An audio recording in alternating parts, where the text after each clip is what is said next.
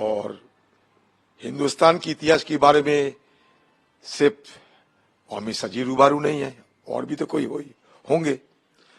तो सबसे अच्छा होगा कि हिंदुस्तान के आम लोगों को भी पता चलेगी, दिन भर इस मुद्दे पे सदन में चर्चा हो, नंबर 1।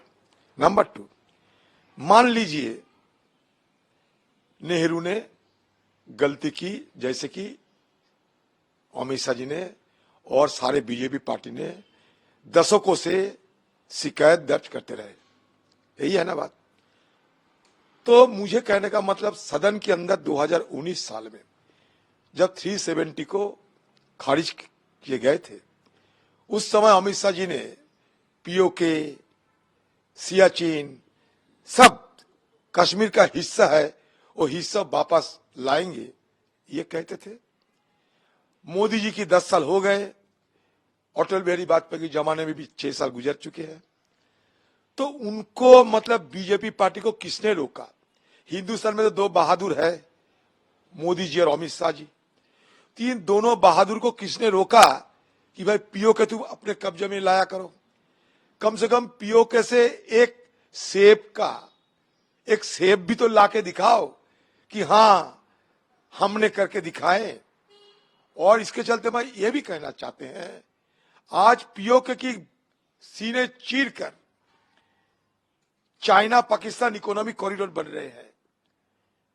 तो ये चाइना इकोनॉमिक कॉरिडोर जब पीओके के चीर कर बन रहे हैं, तो मोदी जी अमित शाह भी क्यों म्यू म्यू कर रहे हैं, क्यों चुप्पी साधे हैं? इतना G7 में जाते हो, संघाई कोऑपरेशन में जाते हो, G20, G24, 420 बहुत कुछ होने वाला है।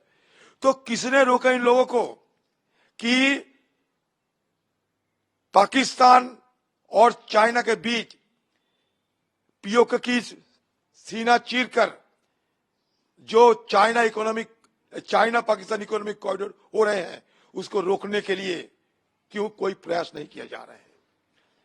पीओके छीन के तुम लाके दिखाओ कि जो कांग्रेस ने नहीं कर पाए वो हम करके दिखाए हैं।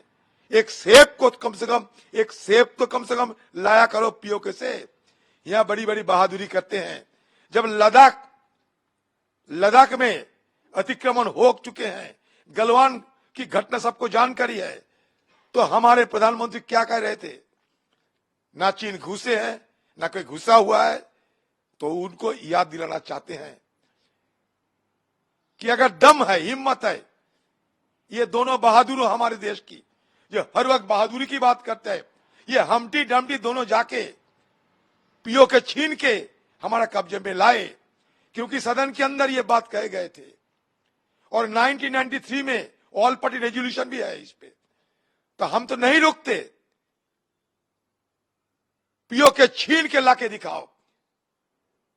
चुनाव 2024 में, चुनाव की पहले पीओके छीन के लाओ, सारे हिंदुस्तान की सब वोट तुम्हें मिलेगी।